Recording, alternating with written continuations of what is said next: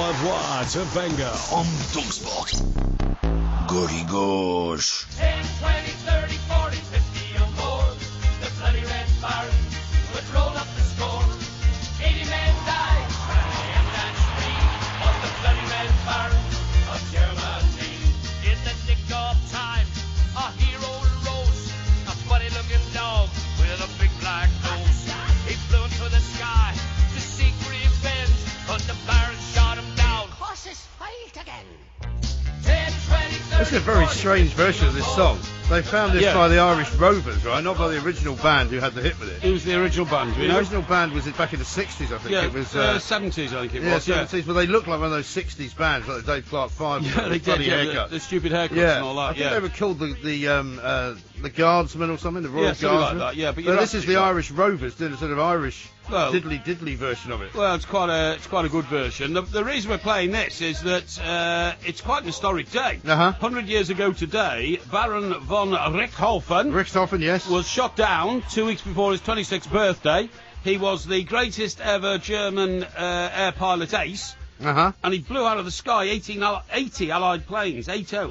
I know. Amazing. And this was at a time when flying wasn't really terribly safe, I would imagine. Well, it'd only just been invented. That's what I'm saying. I mean, do you remember that film, Those Magnificent Men in the Flying Machine? Why are you singing that? It's about 60 years old, that film, isn't it? Yeah, but that was based in about 1911 or 12. Yeah. And I think the Daily Mail sponsored the race across the English Channel. Did they? And a lot of the planes just fell apart in the middle of the race and all that kind of stuff. Yeah. So to actually be getting into aeroplanes that had guns on them, going up in the air and shooting other aeroplanes down, was quite a risky business. However, because he's not stained by any political influences, which occupied the Second World War, he was said to be one of the most noble of all. What do you mean, no political influences? Well, in the sense that I'm talking about Nazism and stuff like that, not war, stained by that. Sorry? But he was in a war, though, wasn't he? He was in a war, yeah, but I mean, he was a noble warrior, you know what I mean? He wasn't influenced by any political creed. He was doing it because... Well, he was fighting for his country. Exactly. His country asked him to serve, and he served for his country, okay? Yeah. And I think it's quite amazing, because this guy was very good. He used to go blow the planes. How did he get shot down then if he was so good? Well, because in the end they all ganged up on him. It was a bit like sink the Bismarck, you know what I mean? When Churchill said sink the Bismarck, he sent like 8 ships. Did he? Eventually they blew the propeller off and the rudder. You got lucky. Well, it went around in circles. Yeah. When a ship's going around in circles, quite easy to hit. Yeah. But I'll anyway, take your word for that. Your father was a bit of an expert on that, wasn't he? He was, yeah, that's right, yeah. He got torpedoed a couple of D-Day times. landing hero. Yes, that's right, yes. Yeah. But what old Baron von Richthofen would often do was, he would go over Why are we talking about this old guy? Well, because it's 100 years today since he was shot down. So what? Well, I mean, he's a very legendary figure. What about the Queen's birthday? For example, Preet and Venny have said this. Yes. I'm surprised that Calculated Porky hasn't seized the initiative and given a special birthday shout-out to Queen Elizabeth II upon her 92nd birthday. Yeah. There could be a knighthood in it for him. Yeah. Hashtag thinking aloud. But her birthday was yesterday, not today. Well, why haven't you mentioned it? Sorry? Why haven't you mentioned it?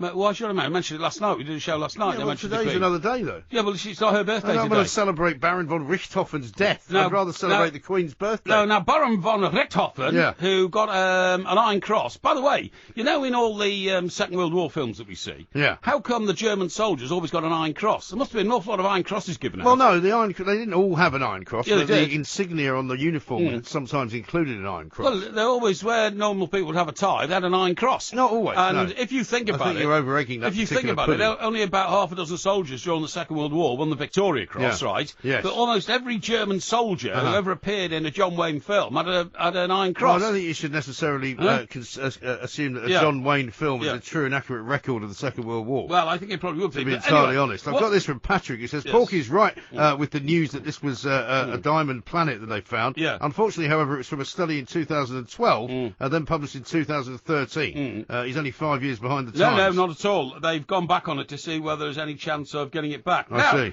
Manfred Freiherr von Why are you still going on Richthofen about this guy? was born in 1892. Why are you doing a stupid accent? Well, I'm not, because he was Prussian. And Prussia came before sort of Germany, if you see what I mean. It was just a little precursor. James is asking a question here. Is Parry on LSD?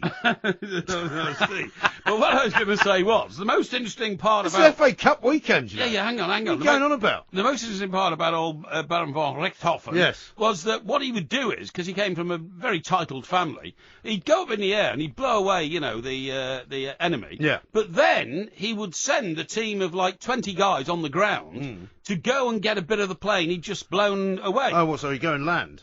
No, That's a bit dangerous, isn't it? No, he wouldn't land. He would go back to his airport, but then he'd say, you know, according to my observations, the plane went down there. Is that how he spoke? How do you know that? And then he would send a group of guys out with a lorry, and they'd bring back a lorry? a bit of the plane. A lorry? Yes, a lorry, yeah. Sure? Well, you know, a truck. They didn't have lorries in those days. And they'd bring back a bit of the plane, and then do you know what he did? Yeah. He would then mount it on a concrete plinth in his back garden of his castle. He must have had a lot of those, because he shot 80 planes down. He did, yeah. So you're telling me he had 80 concrete plinths? Well, I'm not saying he had 80 You're making altogether. it up as you go along now. No, I'm not. I'm not saying he had 80 altogether. Are you actually seriously cracking up before our very eyes? I'm not cracking I think you up. are. I'm not. I'm telling you. Yeah.